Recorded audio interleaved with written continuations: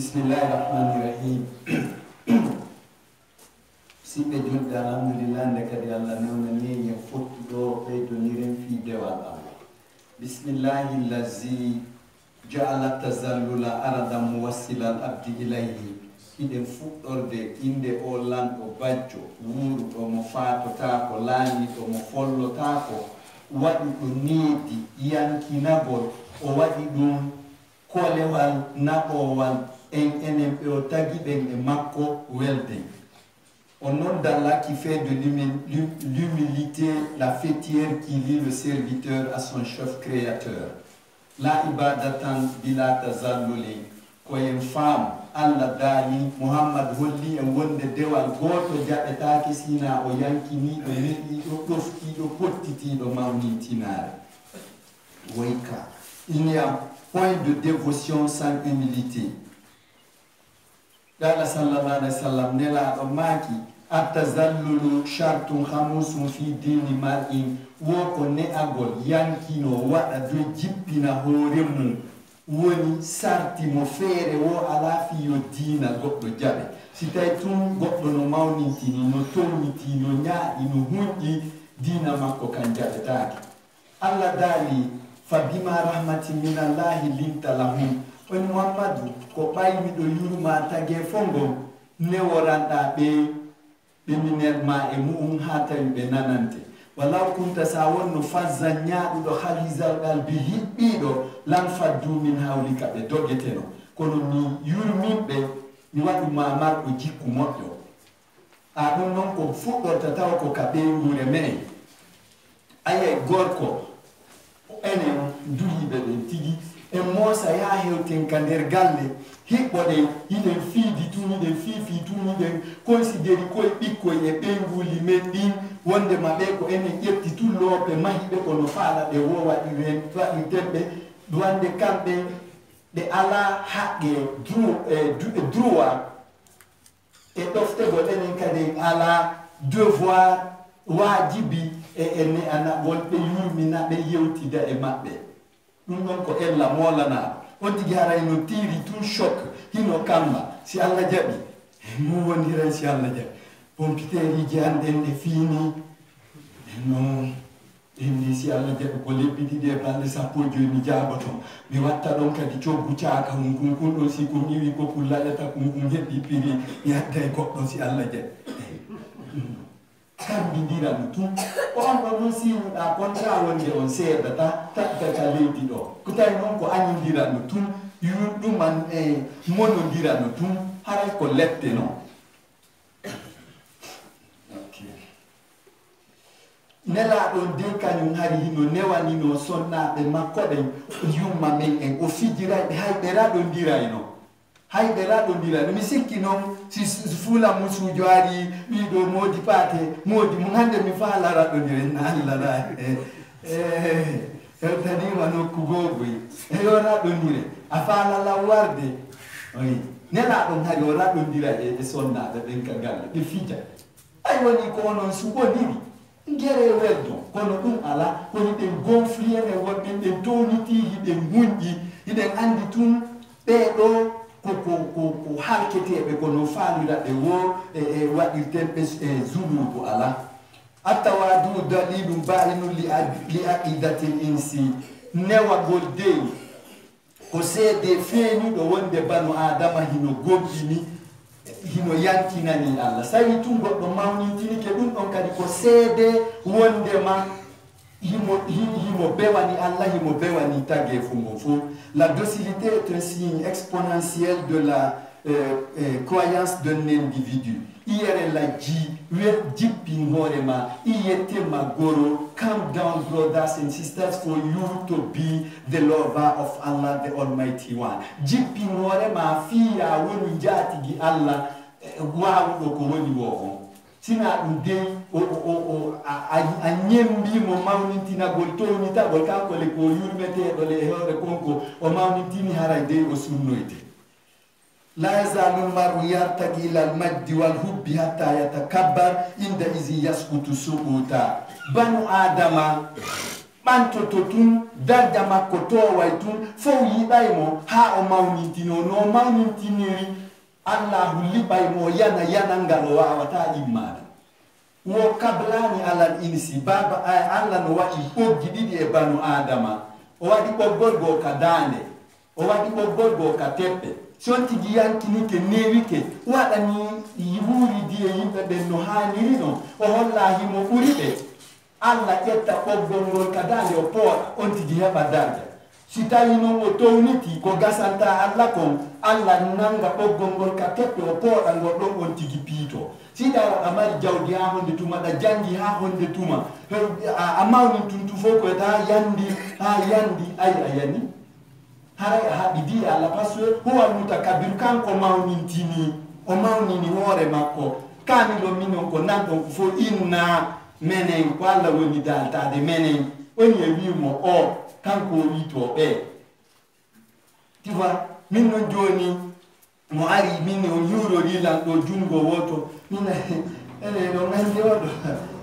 oɗo yurorilan jungo woto oɗo dey o anda oustage ami tu vois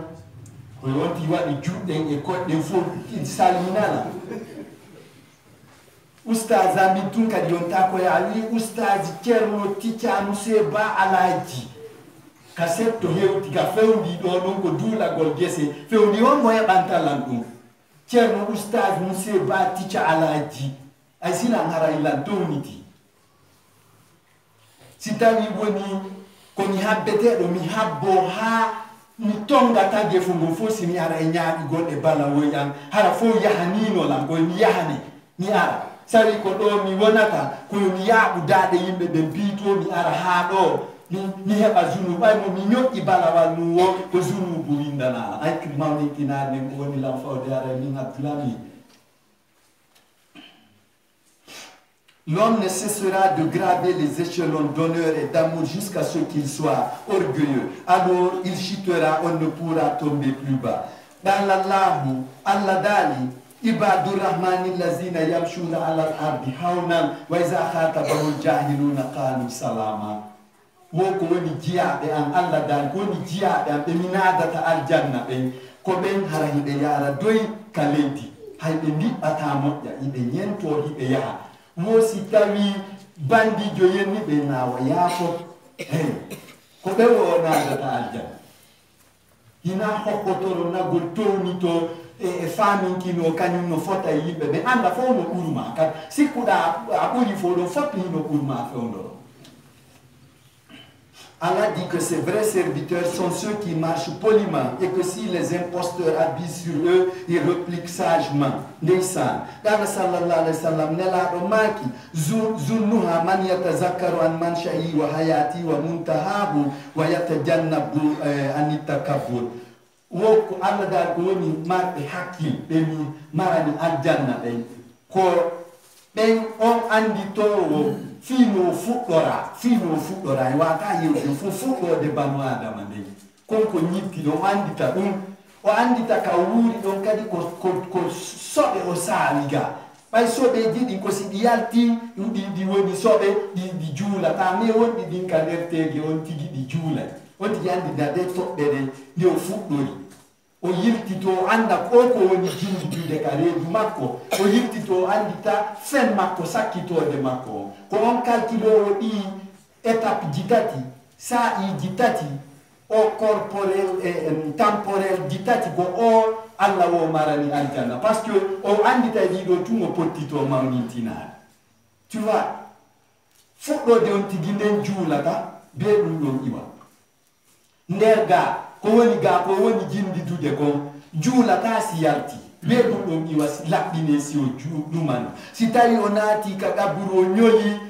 ko jiiɓe pottiteteɗo ɗum ɗon giɗo e gaño tippayno on tigi surri refi yo iwamɓe ka ga kono mawnintinorte mon frère yaw kanla who are you iye joñje di nde mira tu es qui toi a wonali sina feetuɗo tun an o mawnintini ko mawnintini ɗon woni wiide an noon ko a feetuɗo a yeggitiɗi sagaraji tati no fuɗɗoraɗa noon e ko wonduɗa hiɗa jinditude mum kon e ko sakkitorta kon fankate mola andu banu adama dolna. A human being is never strong. Banu adama dolna mon frère. Atoni to woni baya ala hakil. Baya hadidi e Allah. Baya natika parti shaitan. Baya on don connaissez et maunin tinino o hadidi e Allah. Muhammad sallallahu alayhi wa sallam a dit que l'homme réfléchit et celui qui réfléchit sur sa création vit et fait et évite l'orgueil. Wazada Muhammad Bedi Tikadi, lan yadkhul al-jannata man kana fi qalbihi misqalu habbati khardalin min kibri. Allah. Wo kala maunintini, do tay maunintinare den si pesa ma fotay e gabbum puki foi gitagol wo yatambele ndi al-janna. Hey. En fop non per maunitini, en fop den yetio maunitina, enen do en fop ndar tum gabbum puke foi gitade si maunintinare manden foti no wo anata aljanna minata aljanna. Tu vois? Donc sincère tale maunintinare on est foutu. Parce que en fop per maunitini, de kato de en fop neni den tomiti de maunitini. Il augmenta que quiconque a l'orgueil d'un poids d'atome n'entrera au paradis. Donc, au Kavindi, au Kitabul Ihtizarat, page 3. Kana sallallahu alayhi wa sallam akila ma huddani zaira lijirani qabla kulli shay'in iza ashara. Muhammad sallallahu alayhi wa sallam kanyu bayre ko nyembete ko wodi le poteau de notre référence. Ko darol gal mengal non. Pellet se nata ya danna be nyembemo wo kanko dey o nyami o nafo dayno e boyti be makko be so yetti be golle be haldi prion nyappu gol suudu ma gol suudu o golli dayno e mabbe ha o gana be inna he awado en habbaki njoddi o yobo yabe kati si weti no subaka heewiri o iwti ka juulirde ko kawtal be makko be o ado to hiwrade ado ko woni wo ko woni tu vois en wowli en filli tike en filli toto goddo adda no sobe mum won katande Muhammad sallallahu alaihi wasallam nyande wo bimbi be kabine makko mo adda hibba ka dambugal nela don hakke ko juuti be tinimo be andi ko o be fangi wono badde tati o arani o hibbi dum don ka dambugal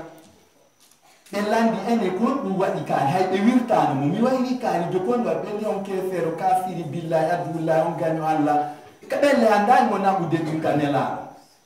on ganyo Allah himo nawni no gasangi hisata nela dum seni hiwro yimo be maki musido ka jeydiga na ka dina baya na ajuldo kono ko musibe ko mi wayri makuma mura kum men mi wayri de kum ka wonna da kum nabude do tumo ni dandi mi nawni mi wata sinat lan anyuma Muhammad sallallahu alaihi wasallam ha ka mi ronka tampinir de ma on so edo nela do maki shafaka Allah li tutabi amalaka kullaya Allah akbar wo Allah ndikine continue a golle ma de nyande wonyande on Muhammad ma akramaka ala ko tediri wama on ni mudda ya daka li uslima fontu jungo masoke o ma ngom misilma o font nela do fonti sen soke ngom o siedi tande den onati kal islam nela do nadir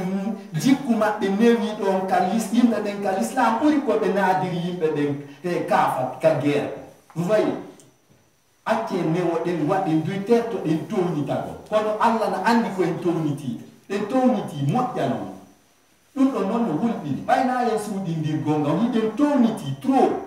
en jabal en nyambay woni shaitan on don ko ganyo men Allah fo di mo yite ado asali den nyambude Muhammad sallallahu alaihi wasallam e yankina gol makko tu vois Muhammad sallallahu alaihi wasallam Allah landino mo Muhammadu yomi wadu de pelle makka do fo kangi bayimbe be no wide wo awo mi wo ko e miskinde nela do maki akidam Allah e be de tampere ando mi heba no mi wondira e miskinde be men fota miskina o seno to no apa dangal ta o hoccangal o jogo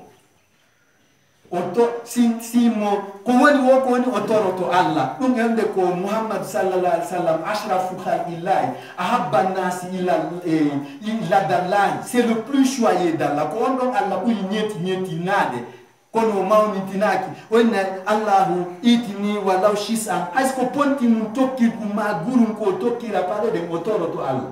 o tokka paɗe mo ñooti conci makko ɗin tu vois mo yankinino anda le daali sino mo faala o waɗanamo pelle makka ɗen fof kanni on accu mi o maaki accu mi wonde e tampuɓe ɓe naani ko olle ñembete naari gol kono ɓen ko Muhammad sallallahu alayhi wa sallam sa ñembaal Muhammad sallallahu alayhi wa sallam a heɓata visa aljanna ko kanko jogii caché o caché tantama passeport ma on sa ñembaali mo jikkuji makko ɗin fof bi kadri to aɗa tika yeru ko wawɗa kon bien sûr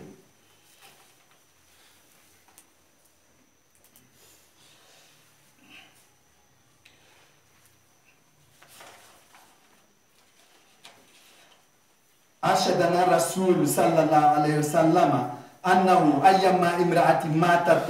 وهي متواضعة لزوجها ولجت الجنة وإلا فلا ولو أحسنت وأحسنت محمد صلى الله عليه وسلم جاني أماكي يوتي في جيكم أنهم دولي ببين كو هندودين يبدين ماونتيناني دين بيغوري مندين كون bimmo o maaki kadi wo sonnajo wono sonñajo kala sonñajo faatiɗo tawi mo ne'ani moodi makko wo Allah fodimo aljanna wo si tawi noon o ne'anaki moodi makko o natata aljanna hay si himo reeni tere makko ɗen o yeeyitota ko awayna debbo awase hay so waɗi moƴƴereji ɗin fof so o ɗoftaki moodi makko kadi o natta aljanna way nane ari ko lewre nayi mi nanno sonnaɓe ne to eyi ene kala joni ene kaɗɗe jalɗe ɗo kiwa no beno mari décembre sali aynude no nda mi naɓe sonnaɓe no teɓe modi bate gaynaɓe hey sen gerani dowelde ñalla ara en bonni fimen faabotoɗo ala kala sonnajo ɗoftiɗo moodi mum faati o naata e aljanna so ɗoftaki moodi makko o naata aljanna hay si himo reeni tere makko ɗen o yeeyitotako hay si tawi himo wadde piiji moƴƴereji ɗin fof ɓay tun ɗon no ŋakki nappuruno ka ɗoftagol moodi makko haray o naata aljanna tu vois gorko kadi ala naato o aljanna si tawi mo wondi e hakke ɗengure makko nden yen suɓalal gotal o yarata ka aljanna hina saude ɓengure ma nde ga yaha lappoya buyon ha moƴƴima salama ko ya yes ay ala taɗa joni ɓe jobbu futti coggu gosi ma hara jonnaɓe fus arana awa hino ɗo kanko mo andi ko ɗaɓɓir ko a ɗaɓɓirteɗo barki fiyo ɓiɓɓe makko ɓen kel awa hin ɗo koye diga a helaylankoyngal ngal amin hewtanilan ay woyɗa kaldi quoi hokko a kala bande yara kala Allah no sutima les drones sont placés ndaroɗe Allah ɗe ñino cikka e ma mon frère antese ala jam fala wonmunoma ala jam fade e wata trompude Allah we can't cheat God no more mon frère jokku sa tampini tun ɓiɓɓe ma ɓen e ɓeygu ma andu a nata aljanna onon sonnaɓe so nananaali tun moodi mon wallahi o yiyata ka aljanna woni hay si on waɗi dewal hongal gomay tun haray on ɗoftaki moodi mon aljanna ala. Le choyer d'Allah nous instruit que toute épouse docile envers son époux entrera au paradis. À défaut, non, même si elle incarnait toutes les autres vertus. Sonnaade den kadi ko hiɓe wuufi tun ko hiɓe dullani en tun ay o ñammintaala o holtintaala o andantaala o wallitota kolan ko taalanji ɗin tun hiɓe joɓɗi tun kala ko waɗanɗaɓe kon hiɓe hawki ɗum ɗon ton sa aya minni debbo hino ɓorno ha no fokkita yaha waynaki moodi makko monna ko yaye a waynike ene watta mi suttu ɗum wattitanan watta mi suttu ɗum watta mi suttu waynagol makko eyi o ɗoni jindude ka galleji ka anniɗa lettudemo kanko himo dartima anno ɓiɓɓe kelɗuɓe heɓorta ɗon joggoɓe si Fuuta rendi si Guinée rendi si Afrique rendi si Falle Diallo Yasin e waɗi tawi ɓe no honno ɓen heɓorta non joni mo be no soñjude oya mo be gasata hiɗa heɓude zunubu hiɗa soñjude monduɗa kala le ko Allah tindini en yen waɗu kon kañum neɗan ko moƴƴere ɗen adna e laaka ala ko ɓuri fottude wanantodirgol e ɓeygure mum ne ɗo yurmina ɓeygure ɓiɓɓe e sonnaɓe ma ɓen ɓen ɗon kadi teddinama ala ko fotta tawa kono an ko sans pitié tum kamɓe kadi ko infidélité à la masculinité kamɓe kadi ko ɓeni mi laaɓantama o andata ko mi jokkisi Allah de gorko pullo gorko mi sokkapeɗa en peɗodira tum en jokki tum mo be no letta oya gasata marsata ɓe mbaɗi noon dimu ñandas ko paati molo ko moƴƴini gon wowata yangano mo faala kam gonno noon si ɓe waɗi ɗum andu ko anduɓe préparé ko gonɗon tun ɓe zuwata si dayinanni ɗuma ɓe ñunco ta yangano mo faala kam haray ɗum ɗon ko si ɓe sonjima a ɗaɓɓi debbo goo ɗum ɗon ko gun ɗum suwete ɗin ɗon leppi ma ɗum si tawi a tori ɓe torikema goɗɗum a heɓali ko ɗum ta yangano mo faala kam ko gun ɗon ari joni kadi Allah daali innaka lan tahriga al arda wa lan tabluka al jibala tula an o mawnintiniɗo gorko ma debbo mo downitani aduna on andu do a niɓɓata ha blofoɗa ha tufandi leydi Allah a poɗota balawe maɗe ga nokkoɗa ha fota e pelle makko ɗen towde Allah yennata goɗɗo hewtiti ɗum ɗo woɗɗa towniti hiɗa ɗa waywa leeɓum e hoore leydi andi kono a anda wonde ma niɓɓata ha tufa leydi ndin a poɗota ko ha fota e pelle an ɗen joni tu vois ko sama kala ko ɓay tun haray hakkil ala Allah dit toi orgueilleux bluffe bien mais jamais tu ne perceras ma terre et n'atteindras la hauteur de mes montagnes ni alate ma hazihi baharajatu an banu adama kon woni ɗi leeɓoji biliya tiila kori a teddata a heɓata teddungal si hina allahu okkorma inna al izzata lillahi jamia Allah dali inna pellet certainement al izzata teddungal ngal honneur on lillahi jamian ko Allah jeygal ngal fo a yankinoto waɗa do yiɗɗa añuɗa a yankinoto a ɗoftoɗa yamaruye Allah on ko non o waɗiri iwere were sahiɗa towniti hiɗa ñesi ñasanniɗa isi ƴasanni to an banu adama towniti to ha feƴƴiti a yejjiti ko fewnuduɗa kon e ko aroyta kon. Quels sont ces chichis mon frère ma sœur? ربنا آتنا في الدنيا حسنة وفي الآخرة حسنة وقنا عذاب النار ربنا وفقنا بالصواب فيما نفعله لئلا نخسر الدنيا والآخرة يا رحمن يا رب العالمين.